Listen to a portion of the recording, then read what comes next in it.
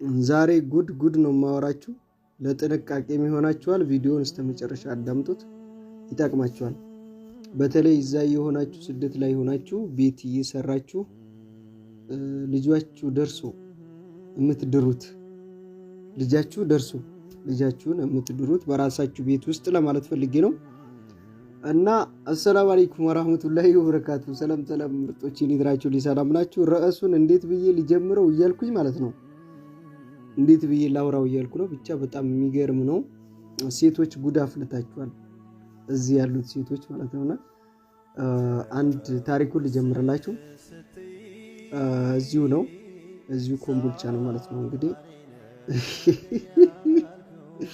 እኔ በሚያሳዝነውም በሚያስቀውም ካልሳቅኳል አይሆንልኝምና በሳቅ ማለፍ ነው እንግዲህ ነግበኔ ነውና ማዳመጥ ግድ ነው አዳምጡት ይጠቅማችኋል ሙሉ የቤት ዕቃ ትገዛለች ለልጇ ማለት ነው ልጇ ካገባ የዛን ዕቃ ሲገዛ 6 ወሩ እንግዲህ ስሙ ቤት በሷ ስም ነው ዕቃውም ሁሉም ነገር በሷ ስም ነው ከዛ በኋላ ሚስትና ባል ይጣላሉ ይለያያሉ ማለት ነውና ከዛ በኋላ አቶ ሚስት ንብረቱም ቤቱም የኔ ነው ብላ ክስ ተመሰርታለች እንግዲህ ይሄንን ቤት የሰራችው እናቲቱ የልጁ እናት ናት ልጇ ደረሰ ዳረችው በራሷ ቤት ያኖረችው ተመልከቱ እንግዲህ እና ቤቱ የኔ ነው ብላ ፍርድ ቤት ትቆማለች ገዛ ፍርድ ቤት ትቆምና ተከራክራ ቤቱን ተካፈሊ ዕቃውንም ተካፈሊ ብሎ ይፈረድላታል ማለት ነው እስቲ ይሄን ነገር ምን ትላላችሁ ቤቱ በእናቱ ስም ነው በሱም ስም አይደለም ተመልከቱ ውክልና እንኳን አልሰጠችውም እናቲቱ ማለት ነው እንዴት ውክልና የሌለው ቤት ላይ ይሄ ቤት የሌላ ሰው ስም ያለበት እንዴት ነው ፍርድ ቤቶች ይሄን ነገር ለሚስቱ የፈቀዱት እስቲ ምን አይነት ፍርድ ቤት ነው በሸሪዓ ፍርድ ቤት ነው ተብሎ ተወስኖላት ዕቃ ልትካፈል ነው እና ይሄ ነገር ተደውሎብኝ እኔ ራሱ መጅሊሱን እንኳን ማትረፍ ከቻልን እስቲ ደረሰኝ ካለው ምናምን ብለው ሲደውሉብኝ ነውና እንደዚህ አይነት ነገር እየሰማሁት በጣም አሳዝኖኛል ለሌሎቻችሁ ትምህርት እንዲሆን ነው እነሱ አሁን እየተከራከሩ ነው ያሉት በፍርድ ቤት እንግዲህ እቺ ልጅ ሙሉ ንብረት ልትካፈል ነው ማለት ነው እንደዛ ተፈርዶላታል እየተባለ ነው እገዳ ተደርጓል ቤቱ ላይ እሱም እንዳይደርስ እሷም እንዳይደርስ እገዳ ተመልከቱ ቆርጠው ተካፍለው እስከሚያበቁ ክፍያ እስከሚደረግ እገዳ በገዛ ንብረታችሁ ላይ ይሄ ነገር ንብረቱ ልጁ አይደለም ሰርቶ ያመጣው የሰራው ሚስቱ ብቻ በ2 አመት አብራው ተቀምጣለች በእናቱ ቤት እና ይሄ ሁሉ ነገር ብቻ በጣም ያሳዝናል እስቲ ይሄንን ኮሜንት ላይ ምን ትላላችሁ እስቲ ለምሳሌ እንደዚህ አይነት ነገር እየደረሰባችሁ ነውና ተጠንቀቁ ልላችሁ ነው ልጃችሁን ድራችሁ ሴትም ልትሆን ትችላለች ወንድም ወደ ቤታችሁ አስገብታችሁ በገዛ ንብረታችሁ እዚህ ጋር እናንተ ወደ ውጭ ተጥላችሁ እናንተ ተረስታችኋል ኦሬዲ በስማችሁ ያለ ቤት እየተከፈለ እዚህ ያሉት ወንድየው ከሆነም አብሬ የሰራሁት ነው መካፈል አለብኝ ብሎ ከልጅሽ ጋር ይካፈላል ንብረትሽ ተከፈለብሽ ማለት ነው ሴትም ከሆነች እንደዚህ አይነት አይዲያ አምጥታለች በቃ አብሮ ነው ያፈሩት በሚባል ነገር ንብረትም ዕቃም ቤትም እየተካፈሉ ነው እና እዚህ ነገር ላይ ተጠንቀቁ ለማለት ነው ቤት ኪራይ ያዥለት እዛው አርቀሽ ካገባ ዳሪው ቤት ኪራይ ያዥለት እንዱ ቤት ካልሰራሽለት ወላሂ ላዚ አየጆ ምስኪን ተብላ ወደ ቤት መጣ እንደዚህ አይነት ነገር ምን አሻትሷ ስደት ሄዳ አልሸቀለች አለፋችበት መጀመሪያ እኮ ስትመጣ ንብረትን አስባ አልነበረም ልጅሽን ወዳ ነው የመጣችው ልጁን ወዳ በፍቅር ነው የመጣችው ግን ስትጣላ ንብረት ትዛላት በቤተሰብ ምክንያት በቤተሰብ ግፊት ቤተሰብ ይመክራትና እንደዚህ አይነት ነገር ማድረግ አለብን ብለው እንግዲህ ገንዘብም አብልተው ሊሆን ይችላል ብዙ ነገር አድርገው ይሄን ነገር ለመስራት ይወስናሉ ተመልከቱ እና እንደዚህ አይነት ነገር ስላለ የምታረጉትን ከነብራታችሁ አርቃችሁ ዘው ዳሪ ዘው ይቀመጡ እናንተ ጋር ጠጋ ሲሉ እንደዚህ አይነት ነገር ነው የሚፈጥሩባችሁ፣ ማስጠንቀቂያ ማለት ነው። እና እኔ ይህን ነገር ማለፍ ያልፈለግኩት ለሌሎቻችሁ ትምህርት እንዲሆን ነው። ዛሬ እህታችን እንደዚህ ከተደረገች እሷ ናት አረቢያ መጅሊስ ሁላ እንዳስገባ ወደ ቤቱ ያደረገችኝ የቤት ዕቃ ሙሉ የገዛችው ቤቱን ሰርታ ሲጨርስ ማለት ነው። ከዛ ደግሞ ልጇን ድራ ምናምን ተመልከቱ።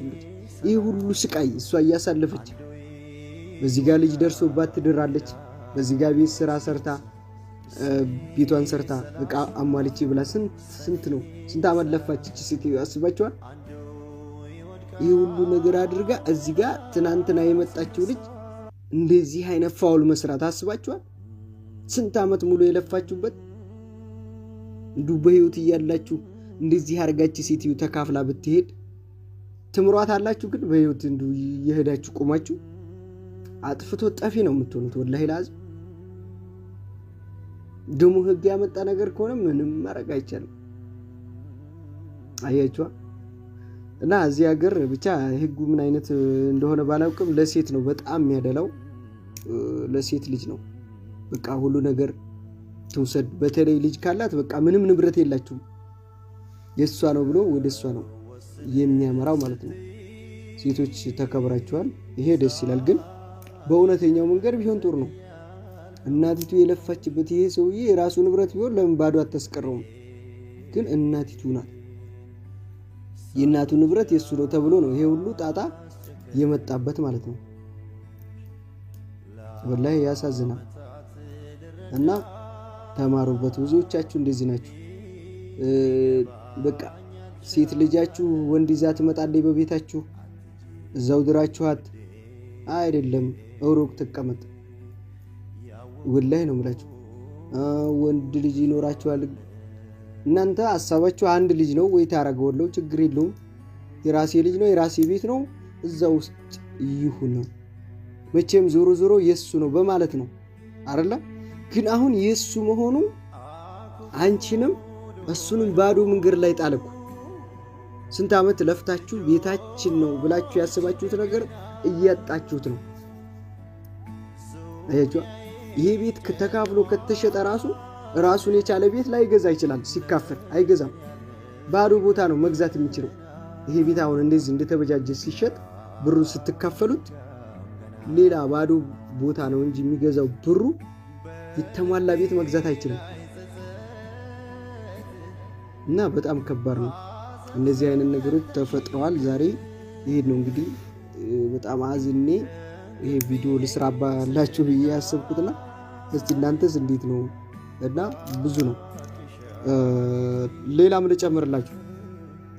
ወንድ ነበረ፣ ሴቲቷ እዛው አረብ ሀገር ሆና ሙሉ ቤቷን ሰርታለች፣ ዕቃ አሟልታለች፣ የቤት ዕቃ ሙሉ አሟልታለች። ያቺ እንኳን ቤቷን አልተበላችም፣ ዕቃዋን ግን ተበላች። ወንድየውን አምጥታ አስገባችው። መጀመሪያ ግን ቤቷ እንዴት ተረፈላት? ስታገባ ዕቃውን ረስታ ዕቃ ቤቱን አስመዝግባለች። ባል ሳላገባ ያፈራሁት ንብረት ብላ ስለተጻፈ ማለት ነው። አያችዋ፣ ተጽፏል ቤቱ። ባል ሳላገባ ያፈራሁት የሰራሁት ቤቴ ነው ብላ ወረቀት አላት። በዛ ቤቷ ዳነላት። ዕቃውን ግን ካገባኋት አብረን ነው ያፈራ ነው በማለት የቤት ዕቃውን ሙሉ ተካፍሎ ወጣ። ሙሉ ይሄ ነው ችግሩ።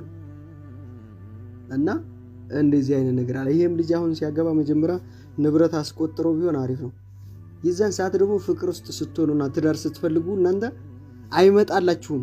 እንዴት ነው እቺ ልጅ እንደዚህ ታረጋኛለች ብላችሁ ስለ ንብረት የምታስቡት? አይታሰብም። ማንንም ሰው አያስብም። ምክንያቱም የሰው ልጅ የሚያገባው እኮ አብሬ እኖራለሁ፣ ትወልድልኛለች፣ አብሬ እቀጥላለሁ በማለት ነው የሚያስበው።